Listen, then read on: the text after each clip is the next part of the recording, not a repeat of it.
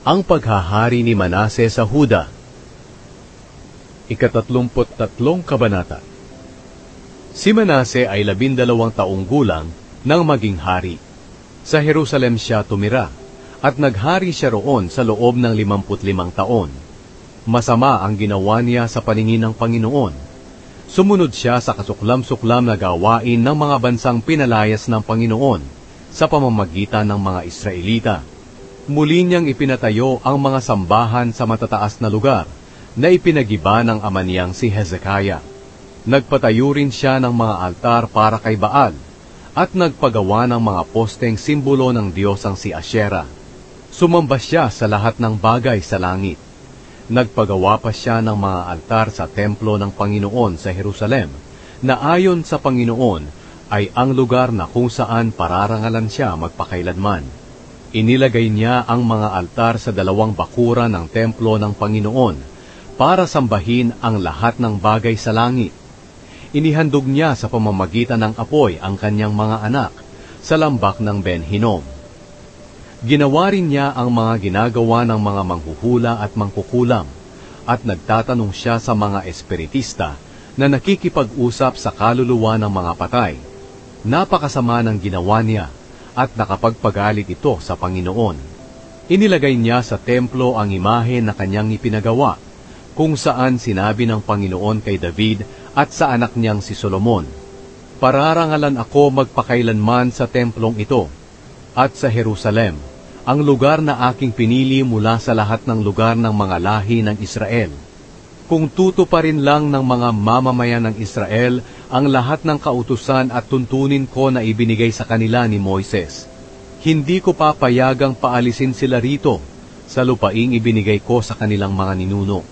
Pero hinikayat ni Manase ang mga mamamayan ng Huda at Jerusalem sa paggawa ng masama. At ang ginawa nila ay mas malala pa sa ginawa ng mga bansang ipinalipol ng Panginoon sa harap ng mga Israelita. Kahit binalaan ng Panginoon si Manase at ang kanyang mga mamamayan, hindi pa rin sila nakinig sa kanya. Kaya ipinalusob sila ng Panginoon sa mga sundalo ng Assyria. Binihag nila si Manase, nilagyan ng kawit ang kanyang ilong, kinadenahan, at dinala sa Babylonia. Sa kanyang paghihirap, nagpakumbaba siya at nagmakaawa sa Panginoon na kanyang Diyos, na Diyos din ng kanyang mga ninuno. At nang nanalangin siya, pinakinggan siya ng Panginoon. Naawa ang Panginoon sa kanyang mga pagmamakaawa. Kaya pinabalik siya ng Panginoon sa Jerusalem at sa kaharian niya. At napagtanto ni Manase na ang Panginoon ang Diyos. Simula noon, ipinaayos ni Manase ang panlabas na pader ng lungsod ni David, mula sa kanluran ng Gihon sa may lambak, hanggang sa pintuan na tinatawag na Isda, paliko sa bulubundukin ng Ophel. Pinataasan din niya ito. Pagkatapos, naglagay siya ng mga pinuno sa lahat ng napapadirang lungsod ng Huda. Ipinaalis niya ang mga Diyos-Diyosan ng taga-ibang bansa at ang imahen sa templo ng Panginoon. Ipinaalis din niya ang mga altar na ipinatayo niya sa burol na kinatatayuan ng templo at ang mga altar sa ibang bahagi ng Jerusalem, at ipinatapon niya ito sa labas ng lungsod. Pagkatapos, ipinaayos niya ang altar ng Panginoon at pinag-alayan ng mga handog para sa mabuting relasyon at mga handog ng pasasalamat. Sinabihan niya ang mga mamamayan ng Huda na maglingkod sa Panginoon, ang Diyos ng Israel. Ganoon pa man, naghahandog pa rin ang mga tao sa mga sambahan sa matataas na lugar.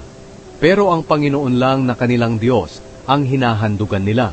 Ang iba pang salaysay tungkol sa paghahari ni Manase, pati ang pananalangin niya sa Diyos, at ang mga sinabi ng mga propeta sa kanya sa pangalan ng Panginoon, ang Diyos ng Israel, ay nakasulat sa aklat ng kasaysayan ng mga hari ng Israel. Ang panalangin niya at ang sagot ng Panginoon sa kanya, pati ang lahat niyang kasalanan at pagsuway sa Panginoon, ay nakasulat sa aklat ng mga propeta. Nakatala rin dito ang mga lugar na pinatayuan niya ng mga sambahan, mga posteng simbolo ng Diyosang si Asyera, at ng iba pang mga Diyos-Diyosan, bago pa siya nagpakumbaba sa Diyos. Nang mamatay si Manase, inilibing siya sa palasyo niya, at ang anak niyang si Amon ang pumalit sa kaniya bilang hari. Ang paghahari ni Amon sa Huda. Si Amon ay 22 taong gulang nang maging hari. Sa Jerusalem siya tumira, at naghari siya roon sa loob ng 2 taon. Masama ang ginawa ni Amon sa paningin ng Panginoon, gaya ng ginawa ni Manase na kanyang ama. Sinamba at hinandugan niya ang mga Diyos-Diyosan na ipinagawa ni Manase. Pero hindi tulad ng kanyang ama, hindi siya nagpakumbaba sa Panginoon. Sa halip, dinagdagan pa niya ang kanyang kasalanan.